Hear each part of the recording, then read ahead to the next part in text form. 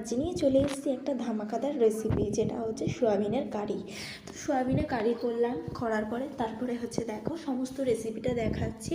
Soybean নিয়ে নিয়েছি, তার সাথে নিয়ে নিয়েছি আলু, পেঁয়াজ, আদা, রসুন নিয়ে এবার এগুলোকে সমস্তটা কেটে নেব। তো ঝটঝট করে আমি কেটে নিচ্ছি।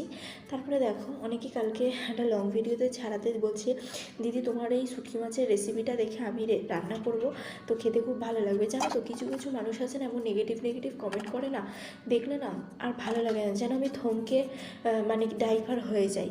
তারপরে আস্তে আস্তে নিজেকে ডিমোটিভেট করি, আস্তে আস্তে মোটিভেট করতে করতে করতে করতে নিজে একটা জায়গায় আসি। তো যাই হোক, চলো ফটফট করে আমার কাটা হয়ে গেল আলুগুলো। এবার পেঁয়াজ, আদা, রসুন সমস্তটা কেটে নেবো।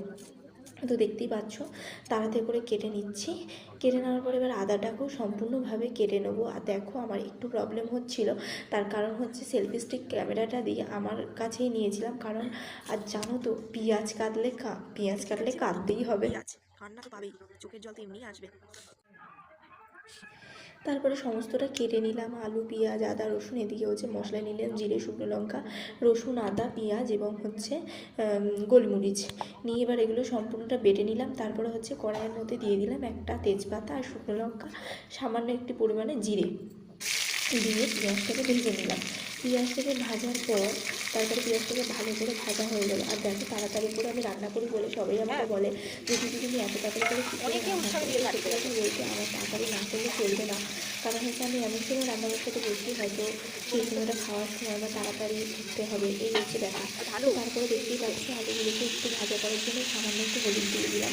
ভালো করে হলুদ দেওয়ার পরে এবার আলুগুলো সম্পূর্ণ ভাজা ভাজা হয়ে যাবে, তখন আমি দিয়ে দেবো অল্প পরিমাণে যে সোয়াবিনগুলো ভিজিয়ে রেখেছিলাম, সেই সোয়াবিনগুলো। কারণ কি দেখো দুপুরের মাছের ঝাল, ডাল, তরকারি সমস্ত কিছু রয়েছে, তার জন্য একটু সোয়াবিন করতে হবে, তাই করলাম।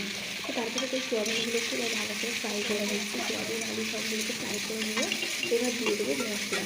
আর দেখো আমার বাড়িতে এখন একটু খাওয়াটা সবার কমে গেছে, রিচ, আগে প্রচণ্ড রিচ খাওয়া হতো, তো এখন আর খাওয়া হয় না। তার কারণ হচ্ছে বাবার শরীর খারাপের পর থেকে তো রেড চিলি পাউডারটা না শেষ হয়ে গিয়েছিলো, আমি বুঝতে পারিনি। তার মধ্যে মশলা ছিল, টমেটোটাও দিয়েছিলাম, সেটা বলতে আর মনে নেই, আর সেটা দেখাতেও মনে নেই, লাস্টে কেটে দিয়ে দিয়েছিলাম।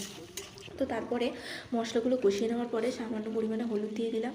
হলুদ দেওয়ার পরে এবার দিয়ে দেবো একটু চিনি। চিনিটা দিলে কালার হয়, টেস্ট আসে রান্নাতে।